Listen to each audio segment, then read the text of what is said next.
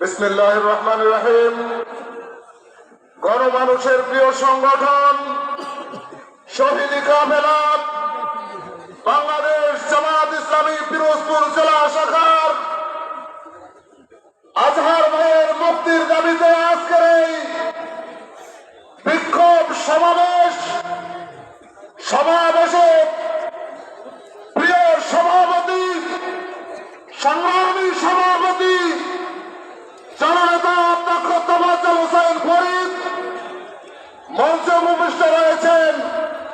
আমাদের প্রাণের মানুষ শহীদ আল্লামা দেলোয়ার হোসেন সাঈদী রাহিমাহুল্লাহর প্রিয় সন্তান পিরোজপুর 1 আসনের জামাত ইসলামী মনোনীত সংসদ সদস্য প্রার্থী জননেতা আলহাজ মাসুদ সাঈদী সহ আমার প্রিয় নেতৃবৃন্দ, সংগ্রামী পিরোজপুরবাসী, আসসালামু আলাইকুম ওয়া রাহমাতুল্লাহ। এদেশের যে কোনো গণতান্ত্রিক আন্দোলনে জামাত ইসলামী যে কোনো সময় অগ্রণী ভূমিকা রেখে এসেছে। যে কোনো অধিকার আদায়ের ক্ষেত্রে জামাত ইসলামী কখনো পিছিয়ে থাকেনি। আজকে আমরা সরকারে যারা রয়েছে, প্রশাসনে যারা রয়েছে, তাদেরকে জ্বালিয়ে দিতে চাই।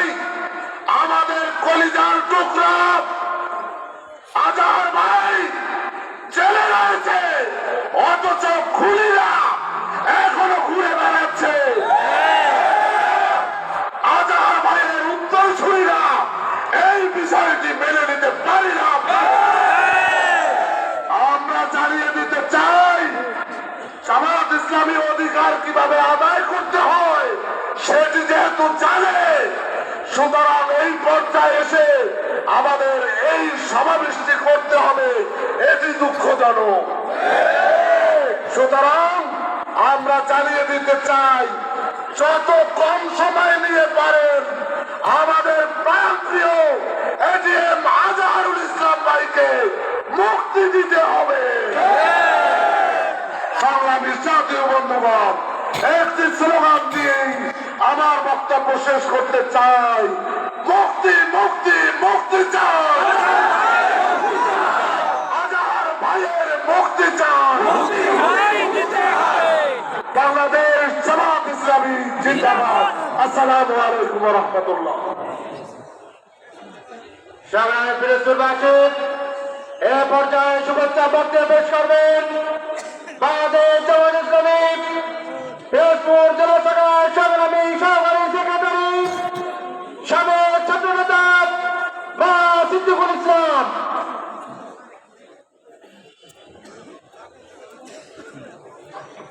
বিসমিল্লাহির রহমানির রহিম। বিক্ষোভ মিছিল সমাবেশ করব। এই সমাবেশে আজকের এই সমাবেশের সভাপতি পিরোজপুর জেলা শাখার রাহবার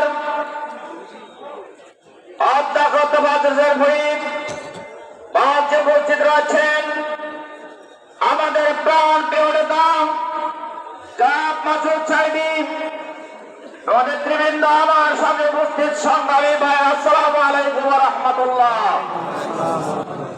আমি বলতে চাই, আজকের আমাদের এই যে সমাবেশ, ডক্টর ইউনূস সরকারকে বলতে চাই, আমাদের আমিরে জামাত দাবি করেছিলেন যে আমাদের আজহারুল ইসলামকে মুক্তি দিতে হবে।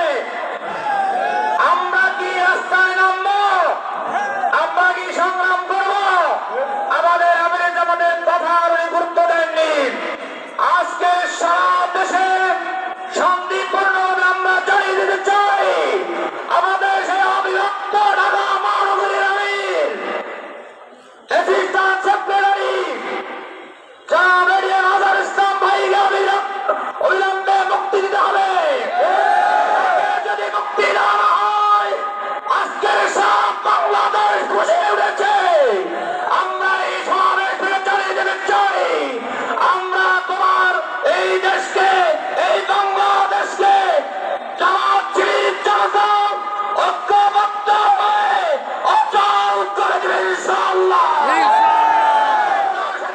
চাই না।